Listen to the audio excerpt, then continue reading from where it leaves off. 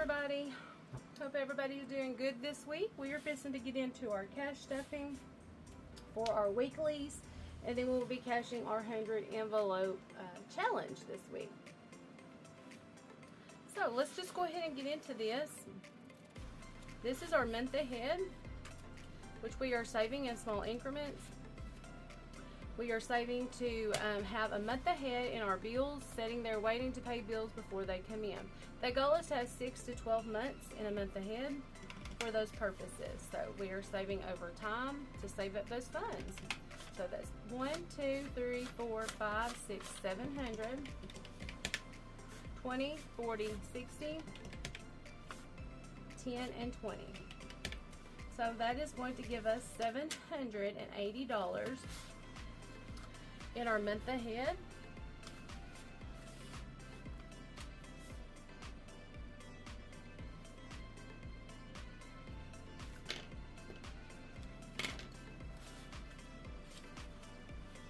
Okay. Our emergency fund is going to receive the same exact thing. It's going to receive $10. Emergency fund is sitting there. So if you have any type of an emergency expense come up, say maybe your air conditioner unit goes out, maybe you had to have new tires on your vehicle, maybe you just have an unexpected medical expense. This is sitting there to take care of anything that's unexpected. So you can build it up over time and have those funds sitting there. So emergency fund, you want to have at least $1,000 stuck back immediate for any emergency that could come up. And then just start saving for multiple emergency funds. Save a couple of thousand, save 3,000. You would have to set your own budget on this, on what you feel like your emergency fund would need to be. Your month ahead would be whatever amount of bills that you have to set you a month ahead on those bills. Okay, so 1, 2, 3, 4, 5, 6, 7, 800, 50, 20, and 10. So that's going to bring us up to $880 in our emergency fund.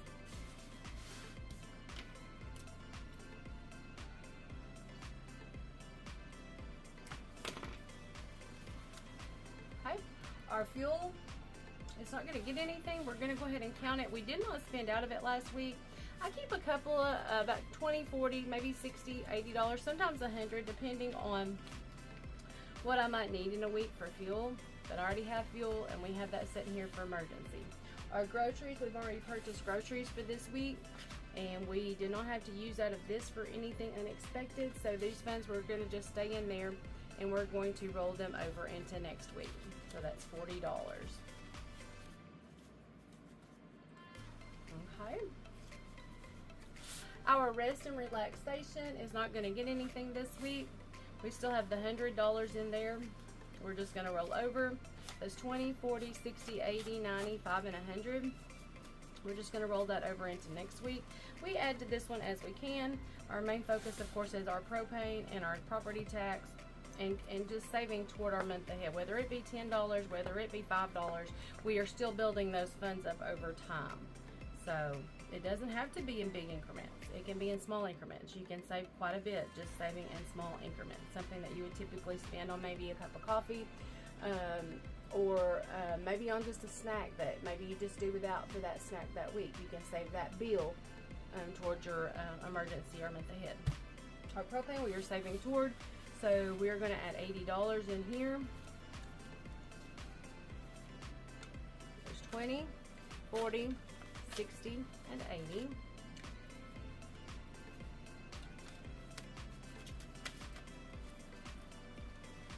We typically spend around $1,500 in a winter on propane, so I have to have those funds sitting there ready to pay that bill.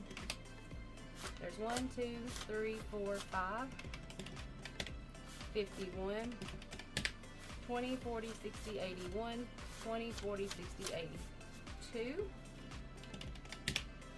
10, 20, and 30. So that is going to give us $830 in our propane. And we're about halfway where we need to be for that for the winter months.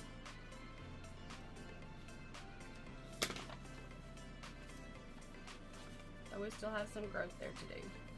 Our property tax is going to get $40. We are still saving on this to have it saved up by October when our property taxes are due. So we're going to place $40 in there. That is going to give us 1, 2, 3, 400, 50. There's 20, 40, 60, and 10. So that's going to bring us up to $520 in our property tax. If I could get my bills straight here, I don't know about y'all, but I have to have my bills straight. Okay. That brings us up to $520 in our property tax. We are saving toward $900 on our property tax, so we're a little over halfway ready for that, and we still have till October to save, so we should be good. Our weekend trips, we're not putting anything in our weekend trips. We just got back off of a trip, so it'll be a minute before we take another one, but we do have some funds in there. We have 20, 40, 60, 75, and $80. So as we can, we will stick some 5s or 10s in there just to increase that amount for us. Our buffer is going to get, let's see,